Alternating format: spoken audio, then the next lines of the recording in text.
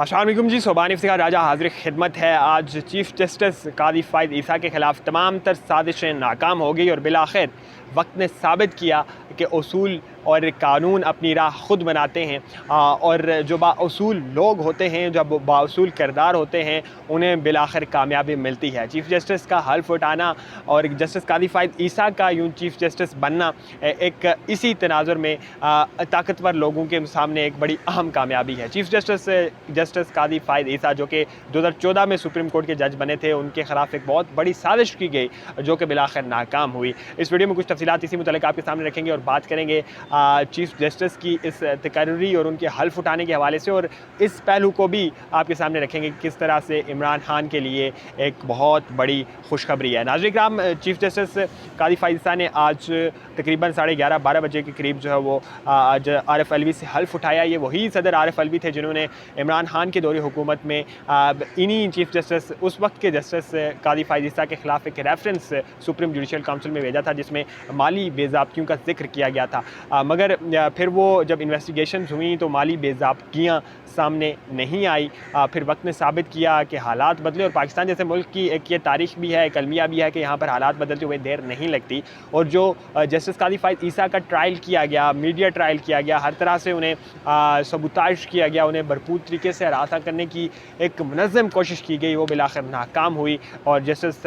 कादी फ़ाइज़ ईसा उसके सामने डटे रहे और बिलाखिर आज वो वक्त आ गया जबकि उन्होंने अपने ओहदे का हल्फ उठाया। अब मामला कुछ यूँ है कि पिछले तकरीबन 6 माह से चीफ जस्टिस कादी फ़ाइज़ ईसा किसी भी किस्म के बेंच का हिस्सा नहीं थे, चूँकि अप्रैल के महीने में पार्लियामेंट ने एक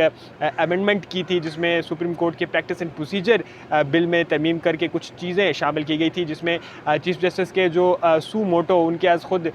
नोटिस के इख्तियारात थे और इसी तरह से जो बेंचों की तश्कील के हवाले से इख्तियारात थे उन्हें ख़त्म किया गया था। और चीफ जस्टिस के मुतल्लिक़ ये तय किया गया था कि अब चीफ जस्टिस अगर किसी बेंच को तश्कील करेंगे तो उसके लिए जो 2 सीनियर 3 जजेस होंगे उनके साथ मशवरा करना ज़रूरी होगा। ना कि सिर्फ मशवरा करना ज़रूरी होगा बल्कि किसी भी तरह के आज खुद नोटिस में भी चीफ जस्टिस को मशवरा करना अपने दीगर 2 से 3 सीनियर साथियों के साथ ज़रूरी करार दिया गया था। और फिर इस मुशावरत के बाद ये तय होना था कि IAS खुद नोटिस बनता है और ये जो बेंच तश्कील दिए जा रहे हैं ये क्या इनकी तश्कील दुरुस्त है या नहीं। लेकिन इस कानून के बनते साथ ही अप्रैल के महीने में कुछ दूसरे रोज़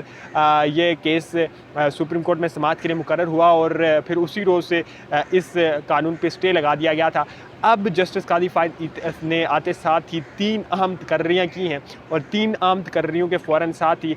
कल के लिए, कल यानी कि कल आइंदा आने वाले कल सोमवार के रोज़ सुप्रीम कोर्ट ऑफ पाकिस्तान में फुल बेंच सुनेगा इस केस को और सुनकर फ़ैसला करेगा कि आया वो स्टे दुरुस्त था या गलत था। चूँकि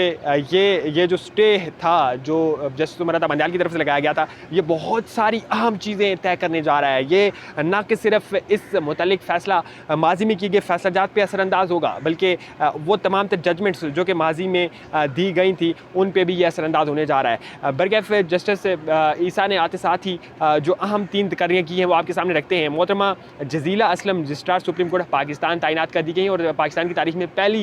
ये फ़ीमेल रजिस्ट्रार सुप्रीम कोर्ट हैं। इसी तरह से डॉक्टर मोहम्मद मुश्ताक अहमद सेक्रेटरी बराए चीफ जस्टिस ऑफ पाकिस्तान तैनात कर दिए गए हैं, जबकि जनाब अब्दुस सादिक स्टाफ ऑफिसर बराए चीफ जस्टिस ऑफ पाकिस्तान तैनात कर दिए गए हैं। जस्टिस कादी फ़ाइज़ ईसा ने आते साथ ही ये 3 अहम तकर्रियाँ की हैं और इन अहम तकर्रियों के बाद कल से एक नए सिलसिले का आगाज़ होगा। इससे कबल 2018 से 19 के दरमियान जो है वो एक साजिश की गई इन्हीं चीफ जस्टिस के ख़िलाफ़। ये कादी फ़ाइज़ ईसा चूँकि अपना एक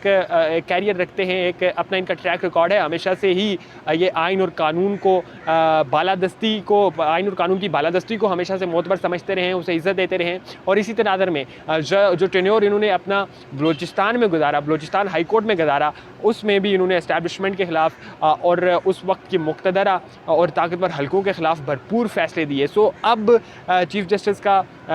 इस चीफ जस्टिस के हल्फ उठाने के बाद बहुत से लोगों की ये तवक्कुआत है कि चीफ जस्टिस कादी फ़ाइज़ ईसा अपनी उस पुराने ट्रैक रिकॉर्ड को बिल्कुल भी ख़राब नहीं करेंगे और बिल्कुल उसी तरह से जिस तरह से अपने कमिटमेंट्स के साथ, अपने उसूलों के साथ इससे पहले वफा करते रहे, आज भी वफा करेंगे, अब आइंदा भी वफा करेंगे। उस वक्त 2018-19 में जब यहाँ फैज़ाबाद धरना एक बहुत मशहूर व मारूफ केस है सुप्रीम कोर्ट की तारीख़ में और उसी वजह तरह से जस्टिस कादी फ़ाइज़ ईसा के खिलाफ साजिश रची गई और उस वक्त की मुक़्तदरा जिसमें जनरल बाजवा और जनरल फैज़ शामिल थे, उनकी जानिब से उस वक्त के हुक्मरान इमरान खान को इस्तेमाल करते हुए एक रेफरेंस भेजा गया उस वक्त के जज जस्टिस फ़ाइज़ ईसा के खिलाफ, जो कि सदारती दस्तखत से सुप्रीम जुडिशल काउंसिल में भेजा गया कि जस्टिस कादी फ़ाइज़ ईसा जो हैं वो अपने कानूनी अवामिल के अलावा इनके जो जितने भी माली मामलात हैं उनमें ये शफाफियत नहीं रखते, सो इनका ट्रायल किया जाना चाहिए। और फिर हमें देखने को मिला कि जिस तरह से उनकी ज़ौजा मोहतरमा सरीना ईसा को बार बार अदालतों के चक्कर काटने पड़े, FBR के दफातर के चक्कर काटने पड़े, एक पूरी की पूरी हिस्ट्री है, एक पूरी की पूरी हमारे मुल्क की एक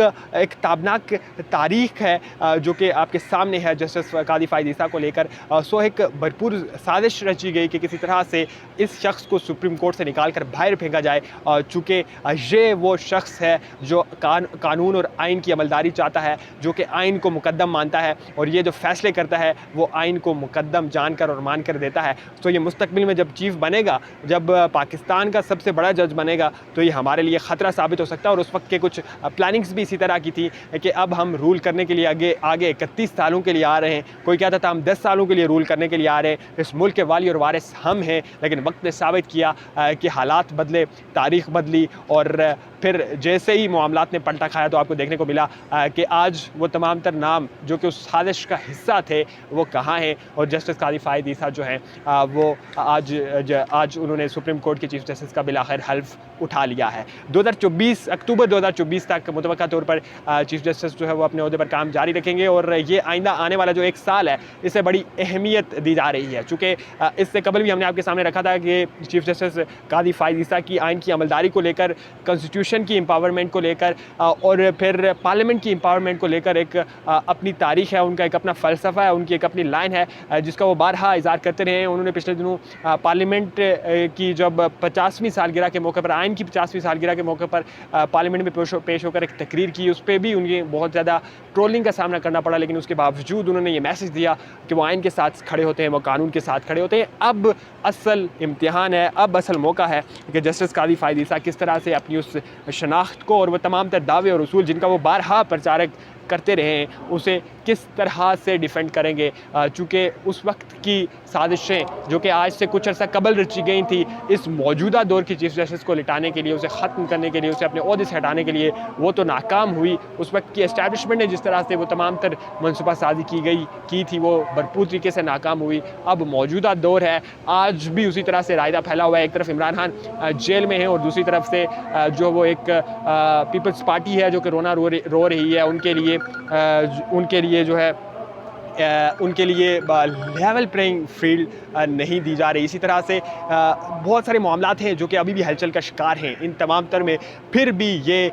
उम्मीद ज़ाहिर की जा रही है और पूरे के पूरे मुल्क को, पूरे के पूरे पाकिस्तान को, इस 28 करोड़ आवाम को इस बात की उम्मीद है चीफ जस्टिस ऑफ पाकिस्तान से कि वो कॉन्स्टिट्यूशन की, वो आइन की बहाली और अमलदारी पर यकीन रखते हुए ना कि सिर्फ आइन पर तमाम तर इदारों को, तमाम तर ताकतवर हलकों को अमल पैरा होने की तलकीन और ताकीद करेंगे, बल्कि ऐसे मिसाली फ़ैसले देंगे जो कि मुल्क व मिल्लत के लिए और कौम के लिए फ़ायदेमंद साबित होंगे।